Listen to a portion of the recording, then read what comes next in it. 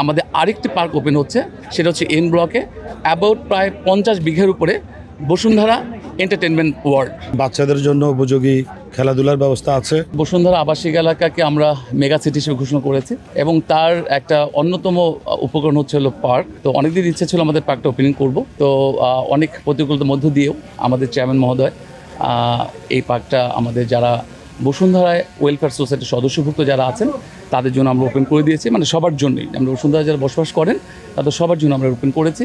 এটা হলো একটা পার্ক। ঠিক এখানে যে ধরনের ফ্যাসিলিটি আছে এই ফ্যাসিলিটি সব দিয়ে আমরা আমাদের যে এন ব্লকে বসুন্ধরা যে স্পোর্টস সিটি আছে এর পেছনে যে বসুন্ধরা আপনার পাবলিক স্কুল অ্যান্ড কলেজ যেটা আছে তার পেছনে পূর্ব এবং দক্ষিণ কোণে আমরা প্রায় 100 বিঘার উপরে ওখানেও সেম টাইপের আমরা কমিউনিটিদের জন্য আমরা ওপেন একটা গ্রিন পার্কের আয়োজন করেছি।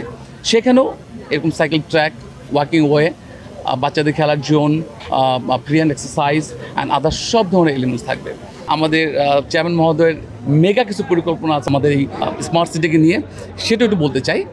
খুব সম্ভবত আগামী বছরের প্রথম দিকে আমাদের আরেকটি পার্ক ওপেন হচ্ছে, সেটা হচ্ছে এন ব্লকে অ্যাবাউট প্রায় 50 বিঘার উপরে বসুন্ধরা এন্টারটেনমেন্ট ওয়ার্ল্ড।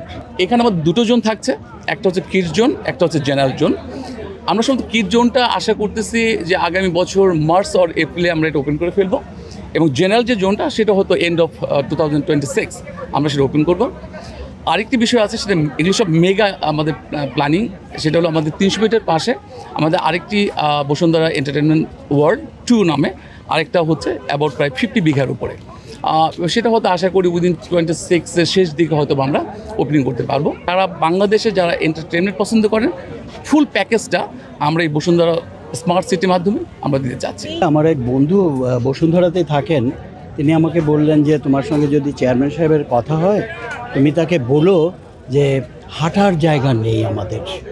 হ্যাঁ, আমরা বিকেলের দিকেও একটু হাঁটতে চাই, বাচ্চাদের নিয়ে বেড়াতে যেতে চাই, সকালের দিকেও কেউ কেউ হাঁটতে যেতে চাই।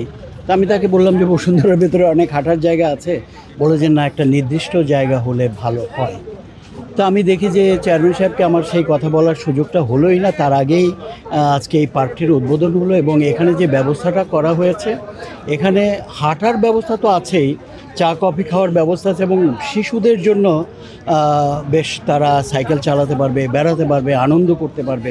সব কিছু মিলিয়ে এই রকম একটি পার্ক বসুন্ধরার জন্য খুব জরুরি ছিল।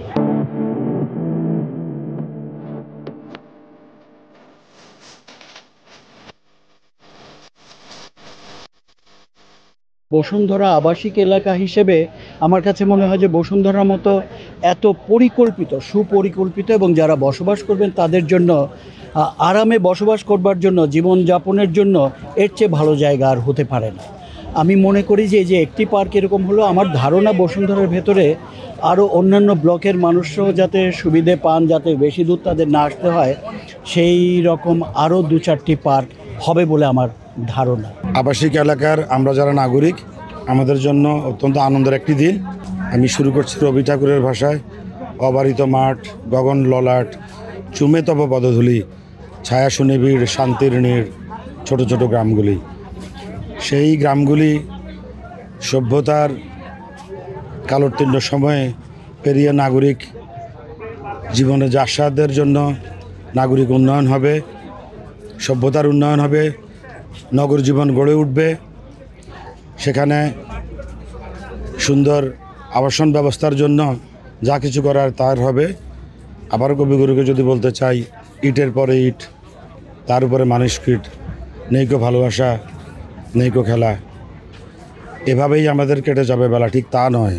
তারই উন্নয়নের জন্য, নগর জীবনকে আরও সমৃদ্ধ করার জন্য আমাদের যেমন আবাসনের দরকার, তেমনি সুস্থ মানসিক চর্চার জন্য সুন্দর পার্ক, জলাশয় এগুলি দরকার, যেটা আমরা দেখতে পাচ্ছি বসুন্ধরা কমিউনিটি পার্কে।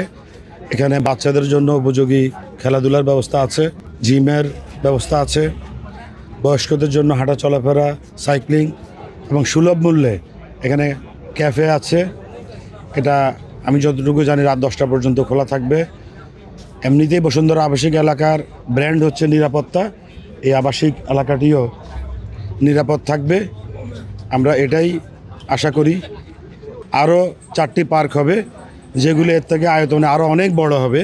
আমরা যারা আবাসিক এলাকার অধিবাসী এবং সোসাইটির যারা বাসিন্দা, আমরা বসুন্ধরা হাউজিং কর্তৃপক্ষকে ধন্যবাদ জানাই এই জন্য যে আমাদের এই চাহিদাটুকু তারা পরিপূর্ণভাবে পালন করছেন, আমাদের জন্যই চেষ্টা করছেন।